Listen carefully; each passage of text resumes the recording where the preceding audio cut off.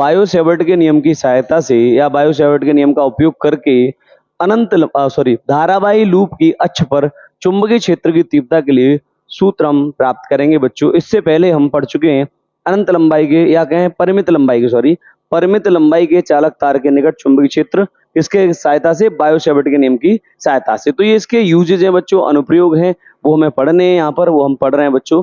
तो ये और देख लीजिए, काफी इंपॉर्टेंट है बच्चों, परीक्षा की दृष्टि से बहुत ही महत्वपूर्ण है।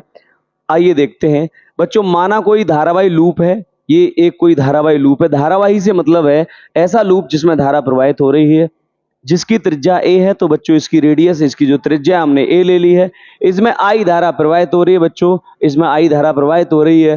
तब अब देखो, धारा प्रवाहित होती है लूप में तो इसके कारण चुंबकीय क्षेत्र उत्पन्न होता है। आपने पढ़ा था बायो-सेवर्ट के नियम में, ठीक है, ओर्स्टेड का प्रयोग आपने पढ़ा था। तो जब किसी चालक तार में विद्युत धारा प्रवाहित करते हैं तो उसके निकट चुंबकीय क्षेत्र उत्पन्न हो जाता है। वैसे ही यहाँ पर हम कह रहे हैं कि ये लूप है, इसमें धारा प्रवाहित हो रही है तो इसके कारण चुंबकीय क्षेत्र उत्पन्न हो रहा होगा, है ना।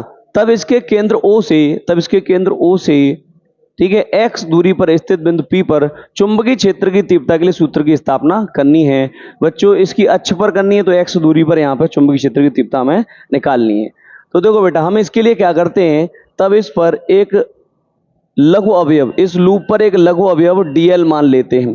तब इस लूप पर एक लघु अवयव यानी जो लंबाई dl का है, एक लघु अवयव a भी मान लेते हैं, ठीक है, जिसके कारण बिंदु P पर चुंबकीय क्षेत्र, अब इसके कारण चुंबकीय क्षेत्र B पर निकालेंगे, वो क्या होगा, चुंबकीय क्षेत्र dV बराबर लघु अवयव के कारण चुंबकीय क्षेत्र, बायो-सेवर्ट के नियम का उपयोग हो रहा है यहाँ पे, μ0/4 पाई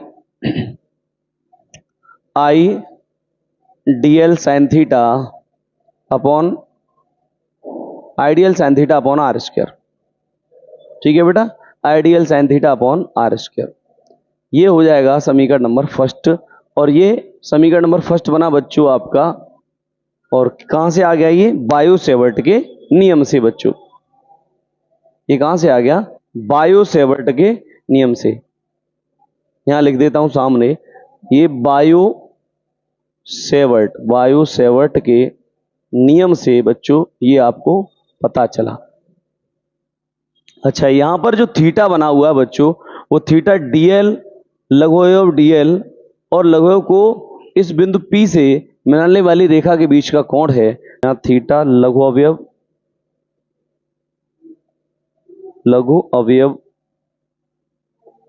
तथा लघु अवयव को बिंदु P से मिलाने वाली रेखा, बिंदु P से मिलाने वाली रेखा के बीच का कोण है।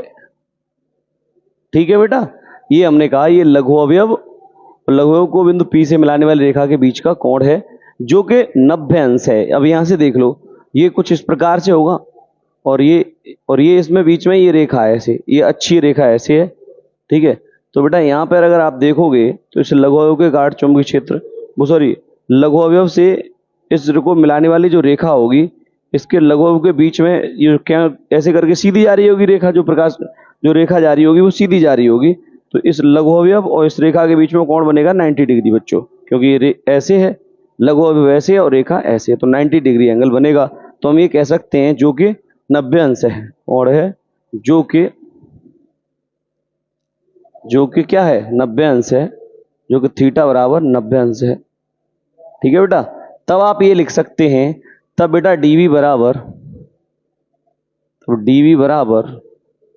μ0/4 pi I dl sin 90/r square.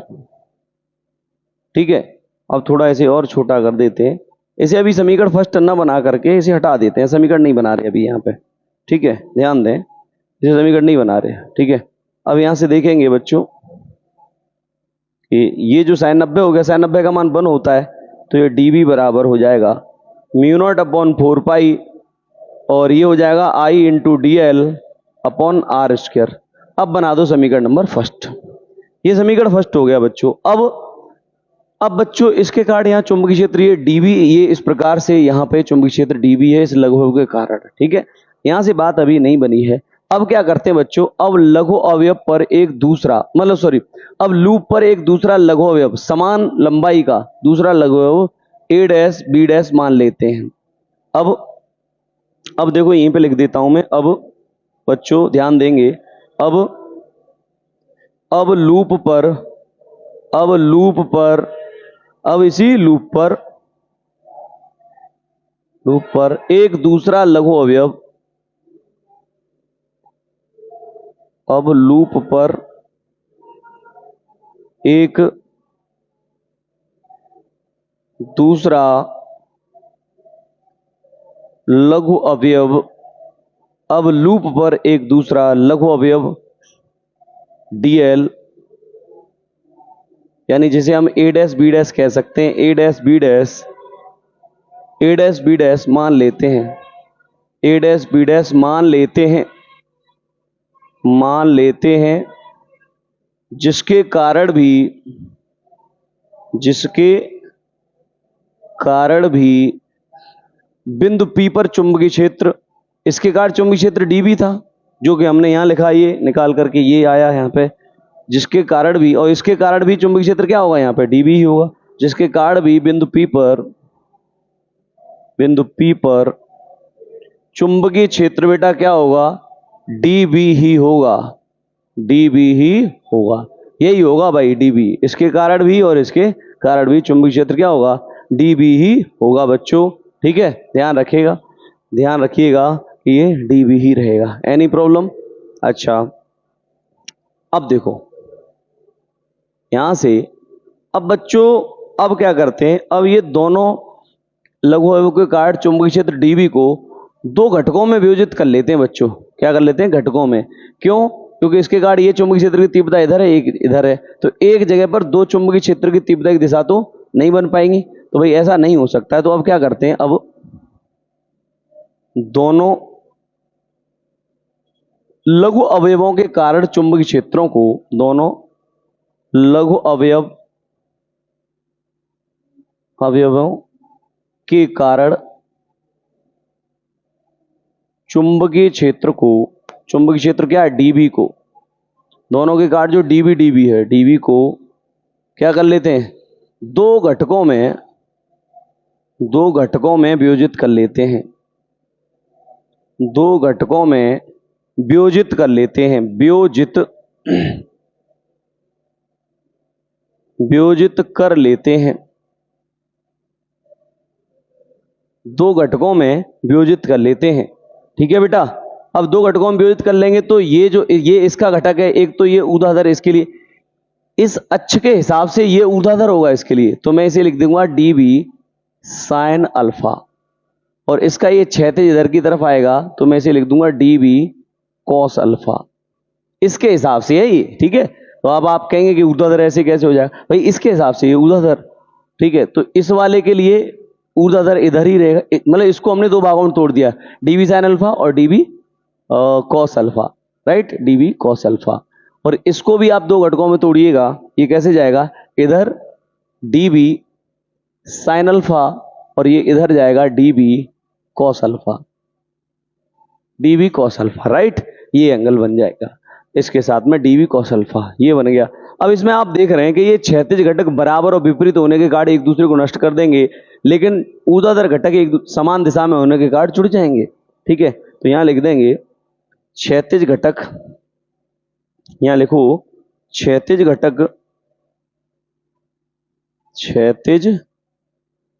घटक बच्चों बराबर व विपरीत दिशा में होने के कारण, विपरीत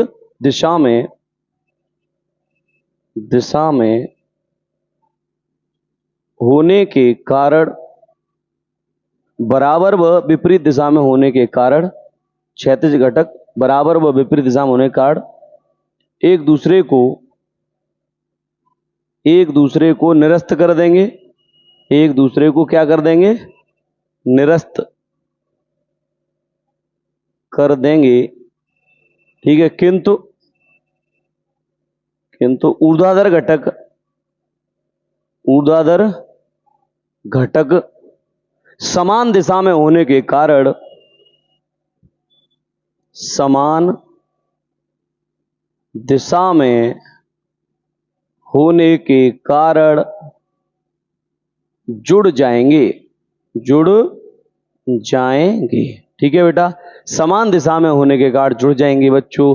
लेकिन बच्चों एक बात सुनो बेटा, तब पूरे लूप के कारण चुंबकीय क्षेत्र, ठीक है, तब संपूर्ण लूप के कारण चुंबकीय क्षेत्र, ध्यान से सुनना अब इस बात को। अब संपूर्ण लूप के कारण चुंबकीय क्षेत्र dV बराबर dV sine alpha.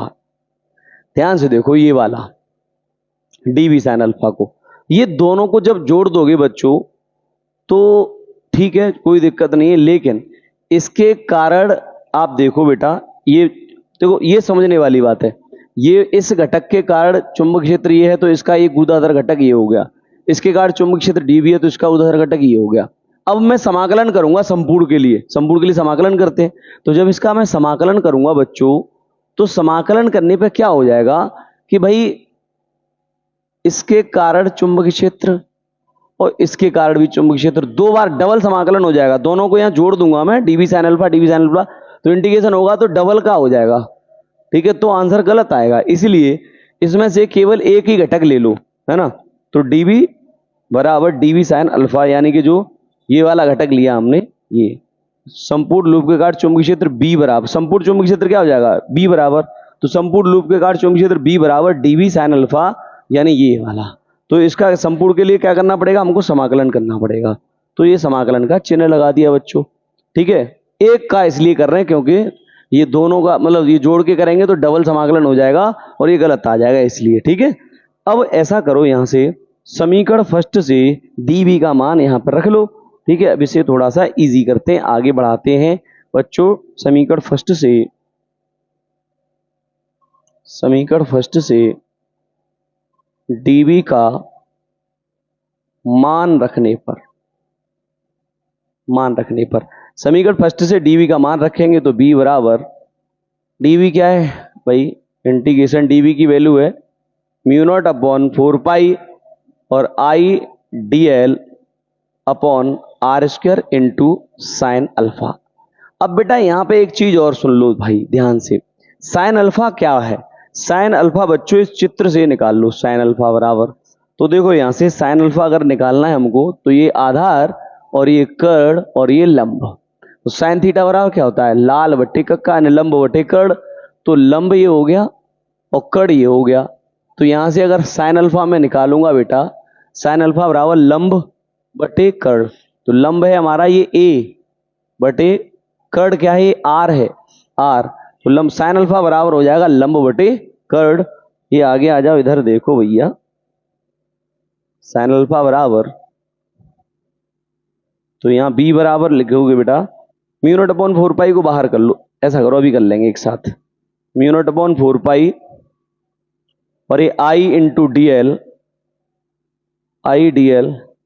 Are square into sine alpha की वैल्यू क्या आई है, साइन A अपॉन R, क्या आई है A अपॉन R, अभी निकाली थी A अपॉन R निकली, साइन अल्फा बराबर A अपॉन R। तो बेटा यहां से ध्यान दो इस चीज पे।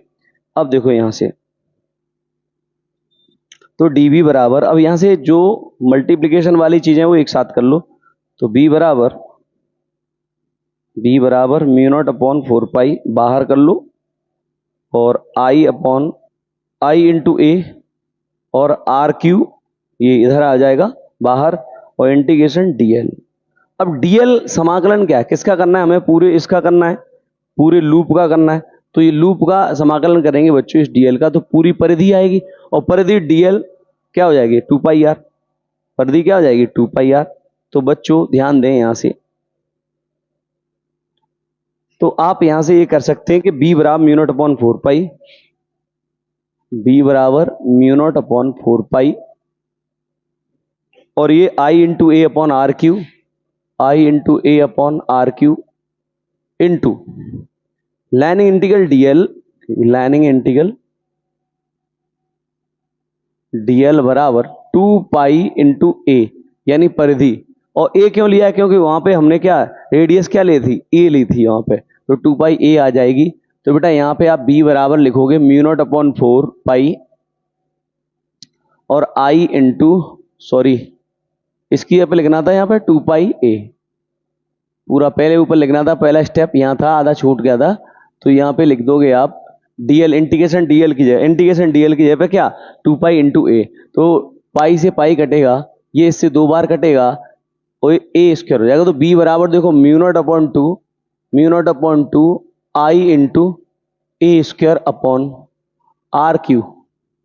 बी बराबर mu not upon 2 I into A square upon are q. ये वाला मान आपका निकल करके आ गया है। लेकिन ये लूप के कारण देख रहे हैं हम, अब अक्ष के लिए देखें तो आर की जगह पे वो वैल्यू लगा देंगे यहां से अक्ष के लिए। तो यहां पे देखो अक्ष के लिए एक्स चाहिए हमको, यहां पे एक्स अगर निकालनी है तो बेटा यहां से देखो आर का स्क्वायर बराबर होता है कर्ण का स्क्वायर बराबर ए का स्क्वायर प्लस एक्स का स्क्वायर, है ना। तो यहां से एक काम कर लो, नाउ अक्ष के लिए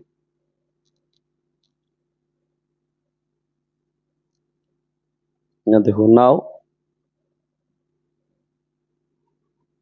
अक्ष के लिए, अक्ष के लिए आर हमें निकालना है। तो आर ये वाली वैल्यू कर्ण का स्क्वायर बराबर, यानी आर का स्क्वायर बराबर, यहां चित्र से कर लो, चित्र से, ठीक है, ये है चित्र से, आर स्क्वायर बराबर ए स्क्वायर प्लस एक्स स्क्वायर है, ए स्क्वायर प्लस एक्स स्क्वायर। तो अगर मैं यहां से आर निकालूं तो आर बराबर हो जाएगा ए स्क्वायर प्लस एक्स स्क्वायर के ऊपर रूट लग जाएगा। आर का मान मैं यहां रख देता हूं, तो बेटा बी बराबर mu not upon 2 I into A square upon R की वैल्यू क्या आ जाएगी, ये रूट में A square plus X square की पावर 3। और ये है आपका, आगे देखेंगे, b बराबर म्यू नॉट अपॉन 2, b बराबर mu not upon 2 I into A square upon A की पावर, जो A square plus X square के ऊपर रूट लगाए, इसका मतलब होता है हाफ, आधी घात। तो ए स्क्वायर प्लस एक्स स्क्वायर की पावर 1/2 और उसकी भी पावर 3, ठीक है। तो अब आप इसे मल्टीप्लाई करेंगे तो b बराबर बनेगा म्यू नॉट अपॉन 2, ठीक है, और आई इंटू ए स्क्वायर, आई इंटू ए स्क्वायर अपॉन ए स्क्वायर प्लस एक्स स्क्वायर की पावर 3/2। ये जो है आपका आंसर बच्चों बन जाएगा यहां पर अक्ष पर। यही अक्ष पर चुंबकीय क्षेत्र की तीव्रता का सूत्र है बच्चों। आज के लिए इतना ही, मुलाकात होगी नेक्स्ट वीडियो में। Thanks for watching, bye bye, take care.